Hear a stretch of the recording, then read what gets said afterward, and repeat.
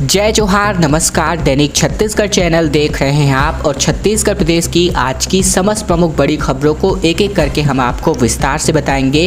पहली बड़ी खबर से शुरुआत करें। समर्थन मूल्य अगर बढ़ता है तो अगले साल 2800 रुपये प्रति क्विंटल की दर से धान की खरीदी छत्तीसगढ़ सरकार द्वारा करी जाएगी। राज्य स्तरीय कृषि समृद्धि मेले के समापन पर कृषि मंत्री रविंद्र चौबे ने पूर्व की बीजेपी सरकार पर जमकर जुबानी हमला बोला। उन्होंने आरोप लगाया कि 15 साल में बीजेपी की सरकार ने किसान मेला आयोजित नहीं किया। सीएम भूपेश बघेल की सोच थी कि बिलासपुर में किसान मेला का आयोजन किया जाए। उन्होंने कहा कि जांजगीर 95% जबकि बिलासपुर 80% सिंचाई क्षमता वाला क्षेत्र बन गया है और आसपास के जिलों को भी इससे सीधा फायदा होगा। किसानों को इस साल 2540 और 2560 रुपए प्रति क्विंटल की दर से धान का समर्थन मूल्य उपलब्ध कराया जाएगा।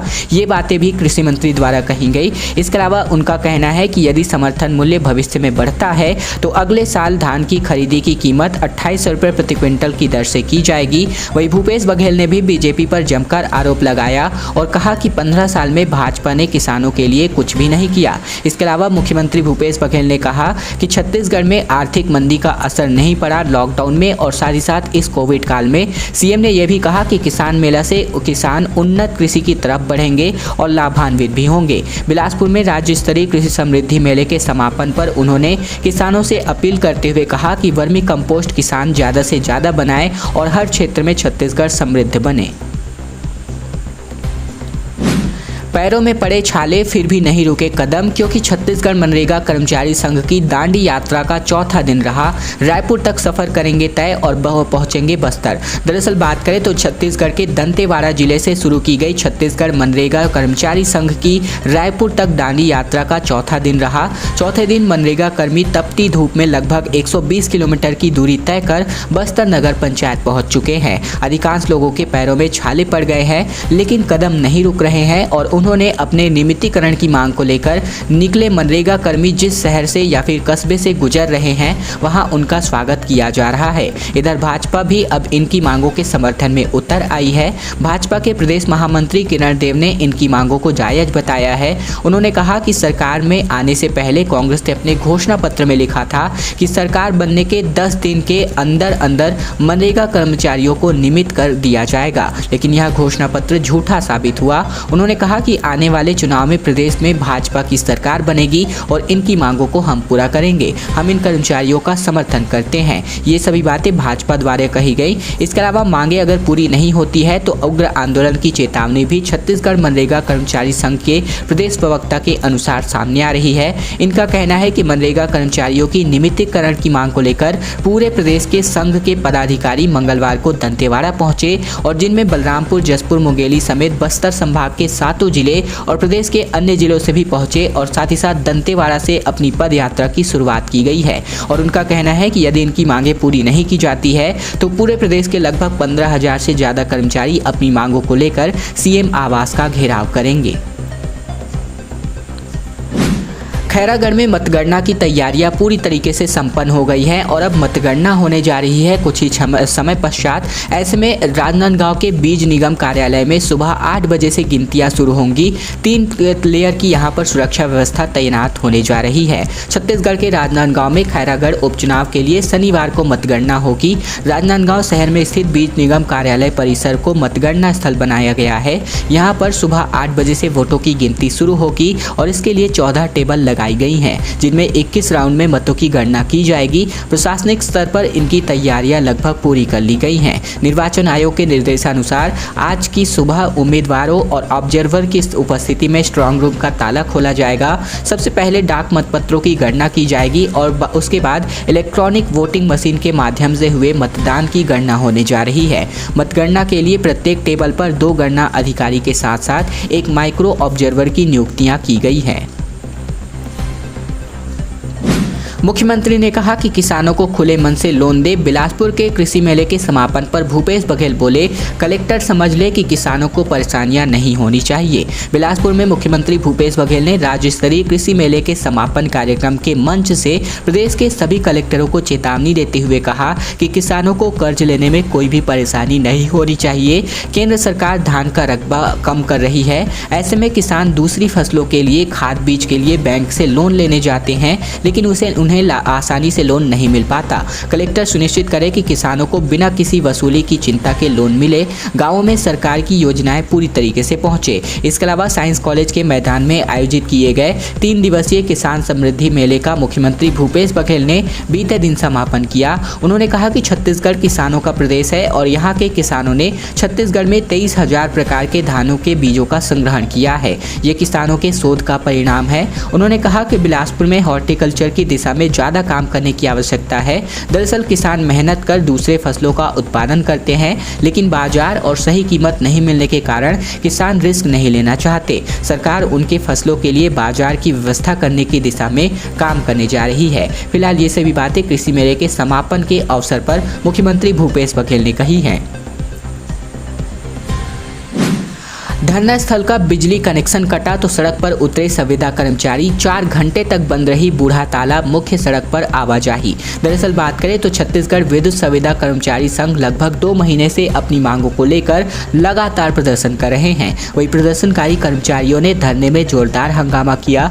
प्रदर्शनकारियों का आरोप है कि धरना स्थल का बिजली कनेक्शन काट दिया गया है, जिसके चलते धरना स्थल पर अंधेरा छा गया था। इसके अलावा कनेक्शन काटे जाने से नाराज कर्मचारी सीएम हाउस का घेराव करने के लिए पहुंचे हैं और ऐसे में पुलिस ने स्मार्ट सिटी ऑफिस के सामने ही उन्हें रोक दिया।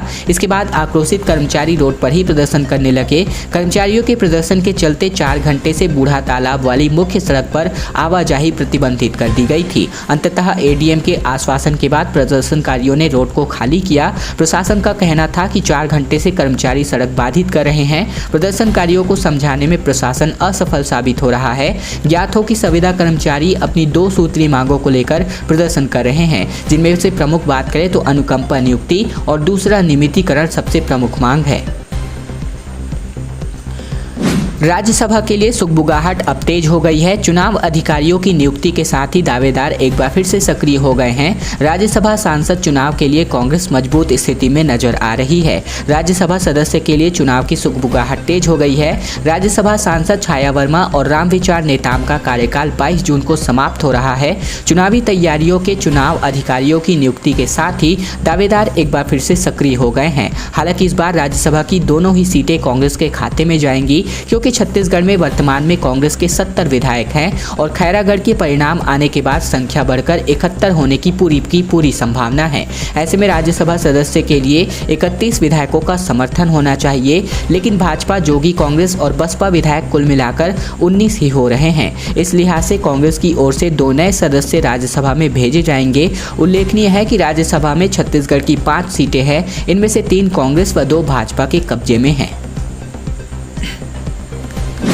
भाजपा का चुनावी प्लान बनकर तैयार हो चुका है। सांसद और विधायक खोजेंगे अपने क्षेत्र के कमजोर बूथ और इसके अलावा भाजयुमो जो है डिजिटल आर्मी तैयार करने जा रही है। अगले साल होने वाले विधानसभा और 2024 के लोकसभा चुनाव को ध्यान में रखकर भाजपा ने चुनावी एक्शन प्लान तैयार किया है। इसके तहत सांसदों और विधायकों को बात करें तो अपने क्षेत्र के कमजोर बूथों को चिन्हित करने की जिम्मेदारी दी जाएगी। देश भर के सांसद अपने अपने क्षेत्रों के 100 से सबसे कमजोर बूथ को छांटने जा रहे हैं। इसी तरह विधायक भी 50 कमजोर बूथों को चिन्हित करने जा रहे हैं। पार्टी की रणनीति इन बूथों के कमजोर बने रहने के कारण का पता लगाना होगा और इनको मजबूत करने पर जोर देना होगा। छत्तीसगढ़ में बूथों को मजबूत करने के मिशन के तहत पार्टी राज्य के लगभग 5000 शक्ति केंद्रों पर विस्तारक भेजने जा रही है और इन विस्तारकों की 24 से लेकर के 27 अप्रैल तक विधानसभा स्तर पर ट्रेनिंग भी होने जा रही है। इसके बाद 5 से लेकर के 15 मई तक सभी विस्तारक अपने अपने शक्ति केंद्र व उसके अंतर्गत आने वाले बूथों में जाएंगे।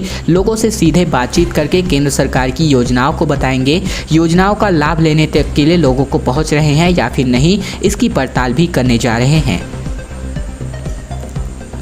वर्किंग वुमेन हॉस्टल का निर्माण की बात सामने आ रही है। 4 करोड़ रुपए की लागत से कामकाजी महिलाओं के लिए सिविल लाइन में वर्किंग वुमेन हॉस्टल बनाया गया है। किचन और हॉल भी यहां पर बनकर तैयार हो चुका है। कामकाजी महिलाओं के लिए सुरक्षित और सुविधाजनक वर्किंग वुमेन हॉस्टल का निर्माण सिविल लाइन क्षेत्र के नगर निगम द्वारा किया गया है। इस हॉस्टल में शीघ्र ही गैर सरकारी शिक्षा और सार्वजनिक उपक्रमों में कार्यरत महिलाएं आवास के लिए आवेदन कर पाएंगी।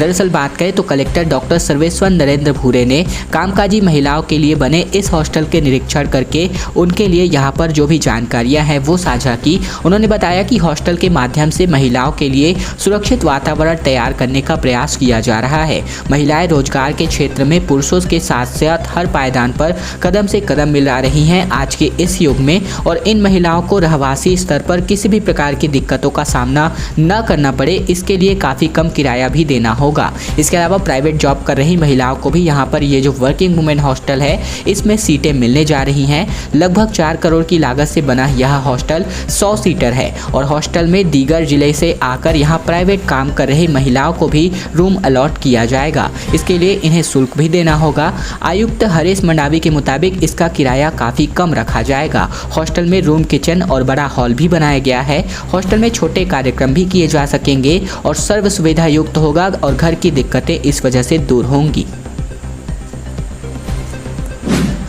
11 MLD की टंकी से पानी सप्लाई शुरू हो चुकी है। अमृत मिशन फेज 1 में 6 टंकियों का होना है निर्माण, जबकि 20,000 लोगों को इससे सीधे सुविधा मिलने जा रही है। नगर पालिका निगम दुर्ग में अमृत मिशन फेज 1 का कार्य लगभग पूरा हो चुका है। इसके तहत दुर्ग निगम क्षेत्र के 6 नई टंकियों का निर्माण करना है। गुरुवार को यहाँ 11 MLD की नई पानी टंकी की सप्लाई शुरू हो चुकी है और यह चौथी टंकी है जिससे सप्लाई शुरू की गई है। इससे अब तक 20,000 से अधिक लोगों को पेयजल की सुविधा मिलेगी। दुर्ग निगम से मिली जानकारी के मुताबिक नगर निगम क्षेत्र में अमृत मिशन योजना का कार्य तेजी से किया जा रहा है और इस मिशन के पूरा हो जाने के बाद शहर की पूरी आबादी को पेयजल संकट से निजात मिल जाएगी। इसके अलावा निगम आयुक्त हरीश मंडावी के निर्देश पर तकनीकी विशेषज्ञ लगातार निर्माण कार्य की मॉनिटरिंग कर रहे हैं। अमृत मिशन योजना के तहत शहर में कुल मिलाकर 6 टंकियों का निर्माण किया जाना है और इनमें से सभी पानी टंकियों का निर्माण कार्य लगभग पूरा कर लिया गया है।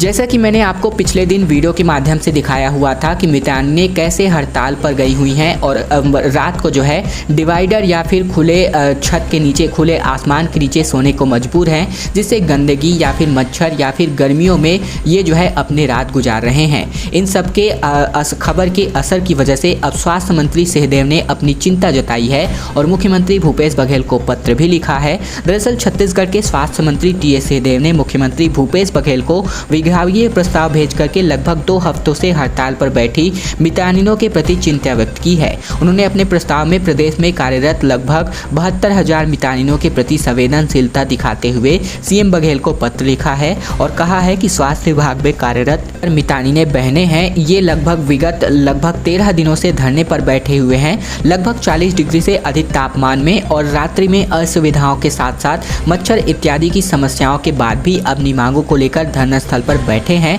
स्वास्थ्य विभाग ने अपनी ओर से इनके लिए अनौपचारिक चर्चाओं का माध्यम भी बना रखा है और इन्हें समझाइश देकर अत्यधिक परेशानियों का वहन न कर हड़ताल से वापस जाने का सुझाव दे रहे हैं। स्वास्थ्य मंत्री सिंहदेव ने 2 दिन पहले भी मितानिनों के विषय पर वित्त विभाग को पत्र लिख चुके हैं, जो कि किन्हीं कारणों से लंबित रहा है। इसके अतिरिक्त सिंहदेव ने मितानिनों के प्रतिनिधि मंडल से मुलाकात कर उनकी मांगों पर विस्तृत चर्चा की है और इस चर्चा से प्राप्त जानकारी को ध्यान में रखकर स्वास्थ्य मंत्री TS सिंहदेव ने महत्वपूर्ण सुझावों का प्रस्ताव लिखकर मुख्यमंत्री भूपेश बघेल को भेजा है।